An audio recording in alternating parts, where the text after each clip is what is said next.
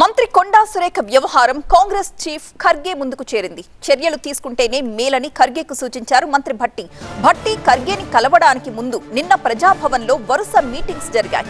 Deputy CM భట్టిని Surekha భర్త కొండా మురళి కలిసి వెళ్లారు. ఆ తరువాత ఉత్తమ్, శ్రీధర్ బాబుతో భేటీ అయ్యారు భట్టి.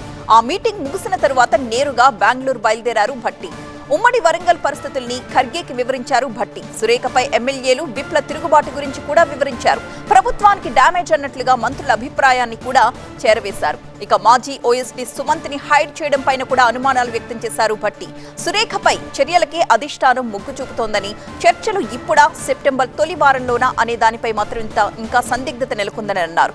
కేబినెట్ విస్తరణలో భాగంగా తొలగింపు ఉంటుందా, వెంటనే పనిష్మెంట్ లో భాగంగా చర్యలు తీసుకుంటారా అన్నదే ఇప్పుడు సస్పెన్స్ గా మారిన విషయం. సురేఖ విషయంలో కేసీ వేణుగోపాల్ విదేశాల నుంచి తిరిగొచ్చాక ఒక నిర్ణయం తీసుకుంటారని తెలుస్తోంది. ఢిల్లీ హైకమాండ్ చేతిలో ప్రస్తుతం కొండా సురేఖ భవితవ్యం ఉంది.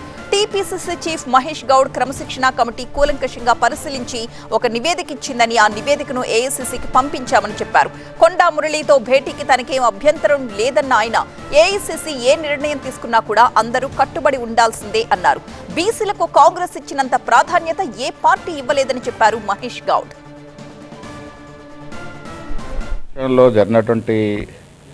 పరిణామాలన్నింటి కూడా కూలంకషం పరిశీలించి డిసిప్లినరీ కమిటీ మనకు ఒక నివేదిక ఇచ్చింది. దాన్ని యాజ్టీజ్గా ఏఎస్కి పంపాం. మీనాక్షి నటరాజన్ గారు ఈ రిపోర్ట్ చేరింది. వారు పరిశీలించిన తర్వాత దీని మీద తదుపరి ఏ రకమైనటువంటి కార్యక్రమాలు చేయాలో వారు నిర్ణయిస్తారు. సో అంతిమంగా సురేఖ గారు మినిస్టర్గా ఉన్నారు, ఏ సభ్యులుగా ఉన్నారు కాబట్టి ఏఐసీసీ దుర్నిర్ణయం తీసుకుంటారు. బీసీలకి కాంగ్రెస్ పార్టీలో ఇచ్చినంత ప్రాధాన్యత ఏ పార్టీలో ఇవ్వరు.